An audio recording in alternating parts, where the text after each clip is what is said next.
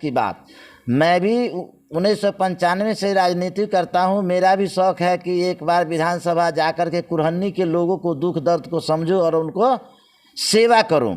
वो कह रहे ना कि 1995 से लगातार लोगों के बीच में रहा हूँ। हर दुख दर्द को मैं बांटने का काम करता हूँ। जहाँ भी लोगों को आवश्यकता पड़ता है, मैं 12 बजे रात हो तब, चाहे 12 बजे दिन हो तब, मैं वहाँ पहुँचने का काम करता हूँ, दुख बांटने का काम करता हूँ और आगे भी करता रहूँगा। मेरी ज़िंदगी जब तक है तब तक मैं लोगों का सेवा। सब जाति धर्म के लोग हमारे यहाँ बसते हैं, हिंदू मुस्लिम सिख ईसाई सभी लोग हैं, सब मेरे भाई हैं। उसमें से किसी भी व्यक्ति को टिकट दे दिया जाता है तो मैं उनका साथ दूंगा। अगर उन लोगों में से किसी को कुरहनी के लाल को टिकट नहीं, कुरहनी के बेटा को टिकट नहीं मिलता है तो मैं इंडिपेंडेंट चुनाव लड़के विधानसभा जाऊंगा और अपने राष्ट्रीय अध्यक्ष को बता दूंगा, मैं उनके साथ हो जाऊंगा। लेकिन चुनाव जीतने के बाद जाऊंगा और बताऊंगा, आज देखिए आपका उम्मीदवार कैसे हार गया। कुरहनी में हमेशा अगर कुरहनी के लोगों को टिकट नहीं दिया गया तो इंडिपेंडेंट चुनाव लड़ना मेरा एकदम तय है। मैं चुनाव लड़ूंगा, जनता के बीच में जाऊंगा।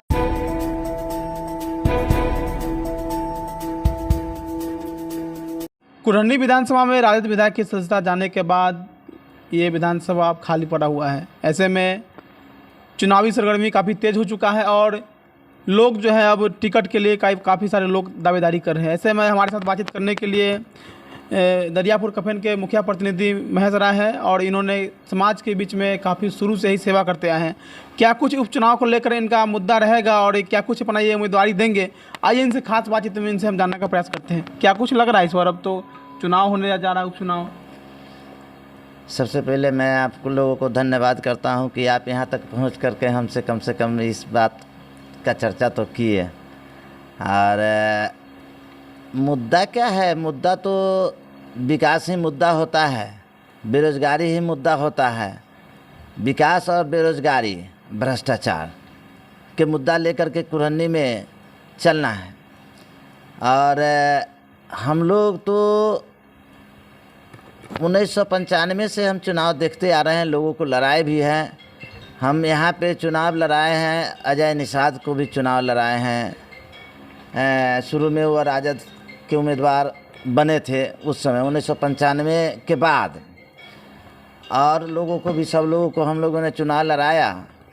और दिल से हमारे कुरहनी के लोग सभी लोगों को सपोर्ट करते हैं। जो लोग आ जाए पार्टी के टिकट से उनको सपोर्ट कर दिया जाता है, चुनाव करा करके जिता करके भेजवा दिया जाता है। लेकिन जो हमारे कुरहनी का विकास होना चाहिए, यहाँ से भ्रष्टाचार खत्म होना चाहिए, वो सब कुछ हुआ नहीं। यहाँ बढ़िया किसी चीज़ का फैक्ट्री वगैरह लगा, न बढ़िया स्कूल कॉलेज खुला, नहीं बढ़िया से रोड नाला का भी अच्छा से अति नहीं हो सका। और सरकार का जो स्कीम होता है उसमें भी भ्रष्टाचार में माने डुबा देता है लोग को। रोड बनाना है, नाला बनाना है, भवन बनाना है, जो चीज़ बनता है तो बिना दान दक्षिणा के आज तक होता ही नहीं है कोई भी काम। कई सारे देखा थे आपने जो उपचुनाव को लेकर, क्या आप अपना उम्मीदवारी सुनिश्चित कर दिए हैं? मैं पहले भी बता चुका हूं और अभी भी बता रहा हूं कि मैं अपना उम्मीदवारी 1995 में दिया था, जिसमें मेरा चुनाव चिन्ह उस समय लालटेन छाप था, लालू जी का चक्र छाप था। उस समय मैंने अपना उम्मीदवारी पेश किया था। लेकिन आपसी जैसे गठबंधन लोग करता है उस तरह से हम लोगों ने गठबंधन करके लालू जी के उम्मीदवार श्री बसावन प्रसाद भक्त थे, उनको सपोर्ट कर दिए थे। हम लोगों ने चाहा कि विकास होगा, लेकिन हम लोगों का विकास नहीं हुआ। अब बादरी रहा लड़ने की आज की बात। मैं भी 1995 से राजनीति करता हूँ। मेरा भी शौक़ है कि एक बार विधानसभा जा कर के कुरहनी के लोगों को दुख दर्द को समझूं और उनको सेवा करूँ। लेकिन ठीक है, मुझे टिकट नहीं मिला, मैं चुनाव से वंचित हो गया, मैं चुनाव नहीं लड़ा। लेकिन 1995 से निरंतर लगातार लोगों के बीच में रहा, लोगों को सेवा किया। आज भी मेरा वही पेशा है, लोगों का सेवा करना।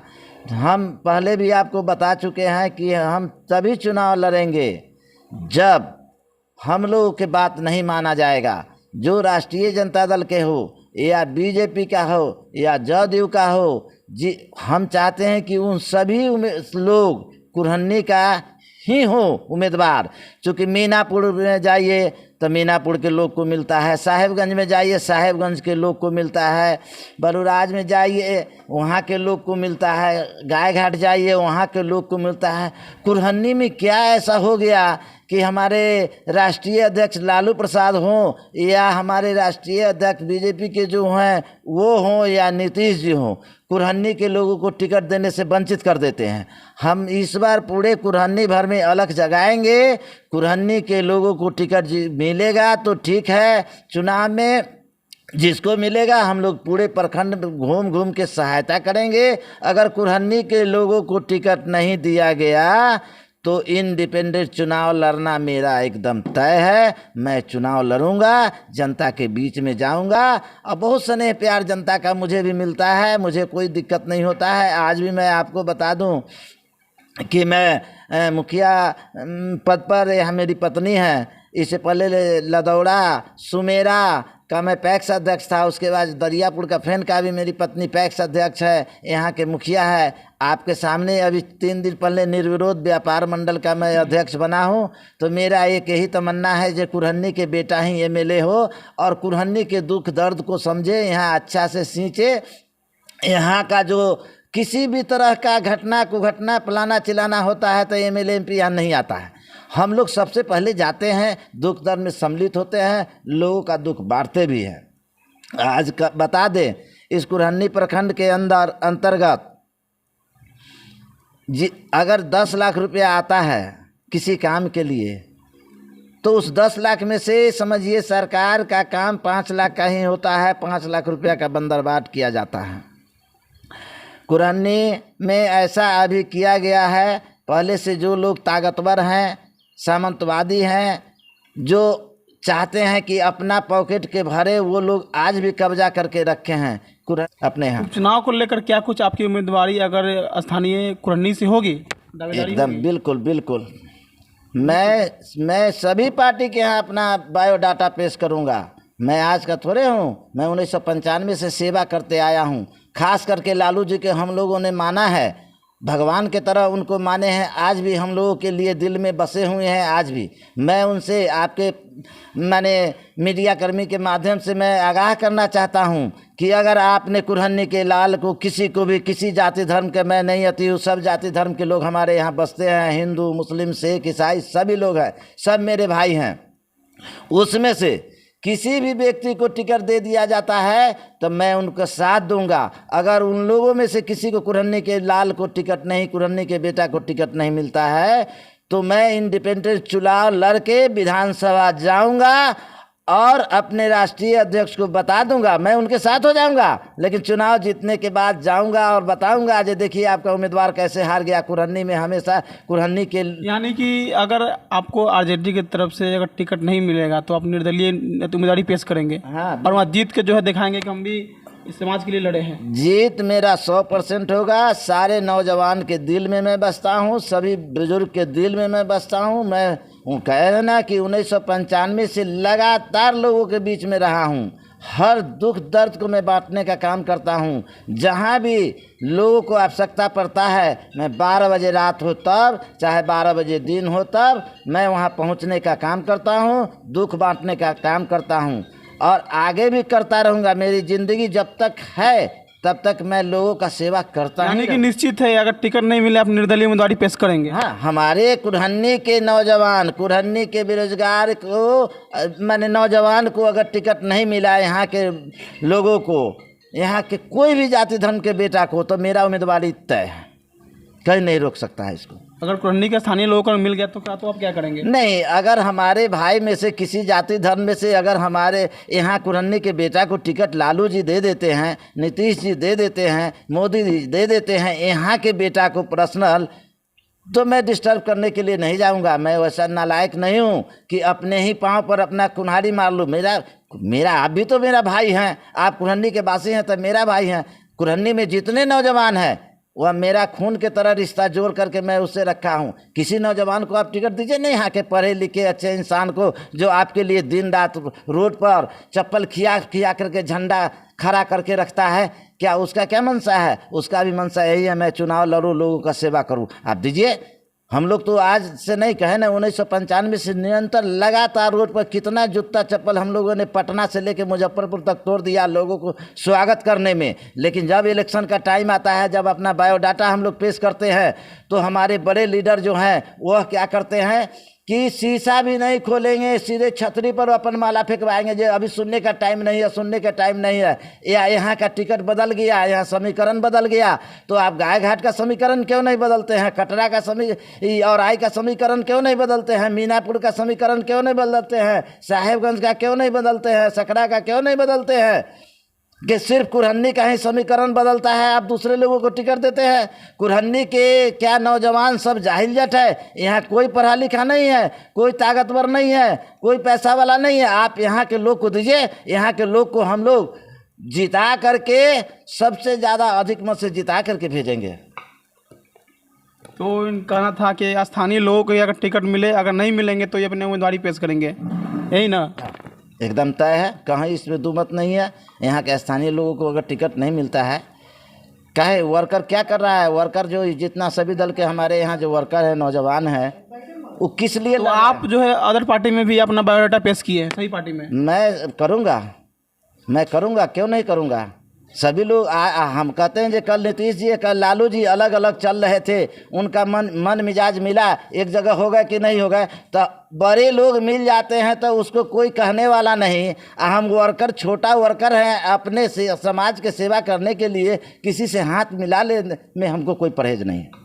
तो बिल्कुल यहाँ कहना था कि अगर बड़े स्तर पर जो है, उच्च स्तर पर पार्टी लगातार इधर उधर गठबंधन करते रहती है, तो हम भी जो है अपने टिकट की दावेदारी के लिए प्रत्येक पार्टी में अपना बायोडाटा पेश करेंगे और दावेदारी करेंगे। इनका कहना था कि साफ तौर पर कि अगर स्थानीय लोगों को अगर टिकट नहीं मिला तो अपनी उम्मीदवारी जो है मजबूती के साथ देंगे। और देखना होगा कि इस उपचुनाव को लेकर क्या कुछ आगे इस पर जो पार्टी है किसके खाते में सीट जाती है, और उसके बाद क्या कुछ जो नेतृत्व है वो पार्टी किसको टिकट देने के लिए राजी होते हैं। और एक बात और, क्या मैं एक बात और बताना चाहता हूँ कि हमारे यहाँ कुरहन्नी के क्षेत्र में एक जो गरीबी रेखा से नीचे गुजर बसर करने वाले लोग हैं, जिनका कोई आधार नहीं है, उनके लिए स्पेशल एक कॉलेज बनवाया जाए, उसका हॉस्टल बनवाया जाए। जिसे विकलांग लोग बहुत हैं, विकलांग लोग को कोई देखने वाला नहीं है, तो विकलांग का विद्यालय एक यहाँ बने जहाँ सभी विकलांग लोग बैठे और वह पढ़े लिखे, वहाँ पढ़ाने वाले लोग रहें, विकलांग लोगों को शिक्षा मिले, उसका भवन भी स्पेशल हो और उसका क्या कहता है कि रहने वाला व्यवस्था भी यहाँ भवन हो, ऐसा कि वो लोग उसी में रहे, देख रेख सरकारी स्तर पर हो, उसकी पढ़ाई हो। क्योंकि बेरोजगार लोग साइकिल नहीं चला सकते हैं, गाड़ी नहीं चला सकते हैं, पैदल भी बहुत दूर नहीं जा सकते हैं, तो उनको तो कम से कम कॉलेज में ही व्यवस्था हॉस्टल का होना चाहिए, जो वहाँ रहें और उसी में पढ़ें। और उसके लिए सरकारी स्तर पर खाना पीना कपड़ा सभी चीज़ का व्यवस्था होना चाहिए। तो इनका साफ तौर पर कहना था कि जो हमारे कुरहन्नी प्रखंड के जो अंतर्गत जो आते हैं, जो निर्धन व्यक्ति हैं, जो लोग पढ़ाई के लिए अपने इच्छुक है और अपने भविष्य को लेकर चिंतित हैं, उसको लेकर अपने काम करें। जी, एक बार और बता देना चाहता हूँ कि चुनाव जब हो जाएगा, एमएलए का चुनाव हो जाता है, उसके बाद हम लोग का एक आंदोलन होगा। कुरहन्नी के अंदर जितना भी स्कूल है, जितना भी कॉलेज है, जितना भी छोटा मोटा फैक्ट्री है, जितना भी जिसे गाड़ी घोड़ा का वहाँ पे शोरूम है, बड़ा बड़ा फैक्ट्री है, कोल्ड स्टोर है, ये सभी चीज़ पर मैं 50-50 का आती करूँगा। आप अगर बाहरी आदमी को रखते हैं तो हमारे कुरहन्नी आधा 50 गो, अगर दूसरे जगह का आपका आदमी है तो 50 गो हमारा कुरहन्नी का वासी होना चाहिए जो आपके यहाँ काम करे, और नहीं रखिएगा तो मैं बंद करा दूँगा फैक्ट्री। तो इनका साफ तौर पर कहना था कि हमारे स्थानीय जो प्रखंड में जो फैक्ट्री है वो 50% अपने कुरहन्नी का युवाओं को अधिकार मिलना चाहिए, चाहे जो भी, हाँ, जिस तरह की भी फैक्ट्री हो। इसके लिए आप बने रहिए कुरहन्नी फ्लैश न्यूज़ के साथ। मैं राजेंद्र कुमार।